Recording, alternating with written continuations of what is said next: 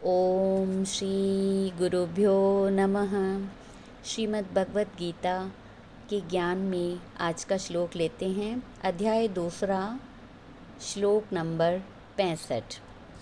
प्रसादे सर्वदुःखानां हानिरस्योपजायते प्रसन्नचेतसो यासु बुद्धिः पर्यतिष्ठते।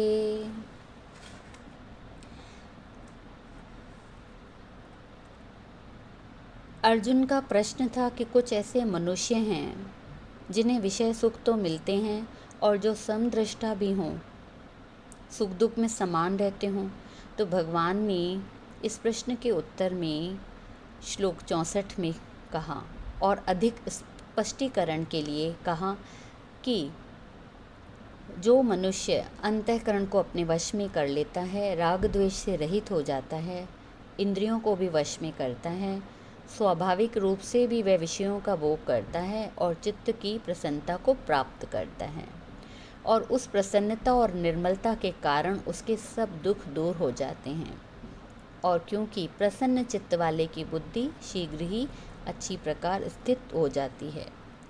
राजा जनक, मुनि याज्ञवल्क्य, वशिष्ठ मुनि और अन्य अनेक ऋषि मुनियों ने गृहस्थ के सब सुख भोगे, परंतु इंद्रियों को वश में करके उचित नियम अनुसार बर्ताव किया।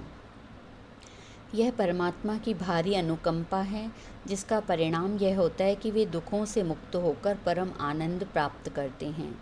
जिन्होंने हरि नाम का रसास्वादन किया है तथा उसमें तृप्त हुए हैं, उनकी इंद्रियां विषयों के पीछे कभी नहीं भटकती। जब अयोध्या में हनुमान को हीरों का एक हार दिया गया तो वह एक एक हीरो को तोड़कर देखने लगे, फिर फेंकने लगे, क्योंकि उनका कहना था कि इन हीरों में राम का नाम नहीं है।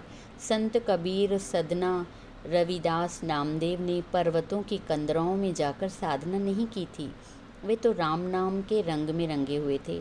गृहस्थ में रहकर सब काम काज करते हुए, गर्मी सर्दी सहते हुए उचित विषय भोग किया और अनुचित की ओर कदम न बढ़ाया। सामान्यतः हमारी इंद्रियां चाहे कितनी भी नियंत्रित क्यों न हो, विषयों के समक्ष आने पर अवश्यमेव उस ओर दौड़ेंगी। जैसे कोई बकरी चाहे कितनी भी तृप्त क्यों न हो, घास सामने आने पर वह आदत के अनुसार उसमें मुंह अवश्य डालेगी। एक कथा है। एक था राजा जिसकी कन्या विवाह योग्य हो चुकी थी। राजा ने उसके लिए स्वयंवर की व्यवस्था की।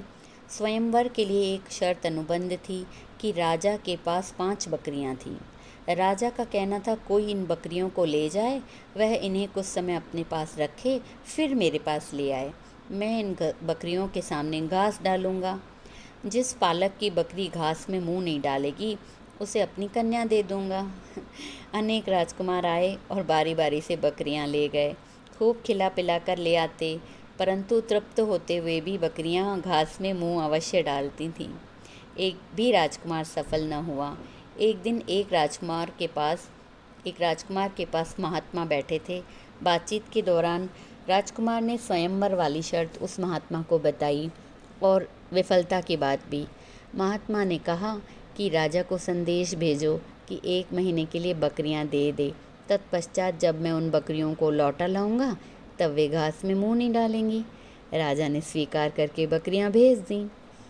अब बकरियों को रात्रि में खूब खिलाया पिलाया जाता था, पर सुबह को जब वे घास की ओर दौड़ती तो महात्मा के आदेश अनुसार उनके मुंह पर डंडे बरसाए जाते थे। 15-20 दिन तक यह क्रम चला। अब डंडे के भय से किसी भी सुबह को जब वे घास में मुंह नहीं डालती थीं, तो जब अब बकरियों का यह अभ्यास पक्का हो गया, तब राजकुमार उन्हें राजा के पास ले गया। सुबह की बेला थी, बकरियां घास के पास थीं, पर उन्होंने घास में मुंह नहीं डाला। राजकुमारी राजकुमार को मिल गई। इस प्रकार इंद्रियां भी युक्तियों से ही वश में आती हैं। ये युक्तियां क्या हैं? वैराग्य का डंडा, सत्संग और भक्ति।